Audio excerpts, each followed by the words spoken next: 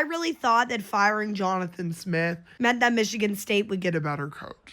At this rate, bring Jonathan Smith back. Because we all know that Mr. Pat Fitzgerald is not worth paying Jonathan Smith's, $33 million buyout? You know, one thing I gotta say about Jonathan Smith is I really appreciate his unproblematic nature. Lord knows that we needed it after what Mel Tucker did to the Michigan State football program. While he was the head coach there, he set the program aflame. And then him and his recruiting staff decided to leave a sweet little gift for Jonathan Smith to figure out just a few short weeks ago. I really do feel bad for Jonathan Smith. I think under different circumstances, he could have been a great head coach. But when we, look at the lack of success by the Michigan State football program and add that up with the whole Mel Tucker situation that just came to light a few weeks ago, the Michigan State athletic department wanted to flip the narrative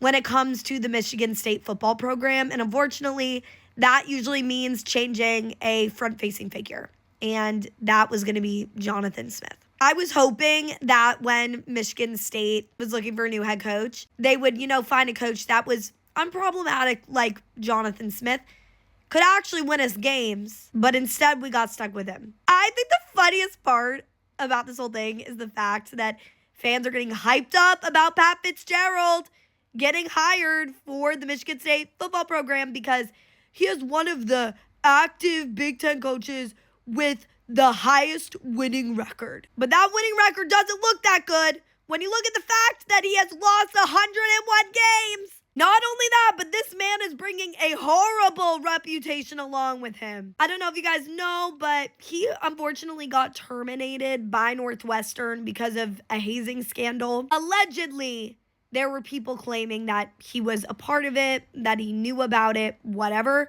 He claims that he had no idea that it was going on. And whichever side is telling the truth, it's still concerning to me. Because we either have a coach that is actively participating in really, really, really bad hazing. You can read about it. I'm not gonna go into detail.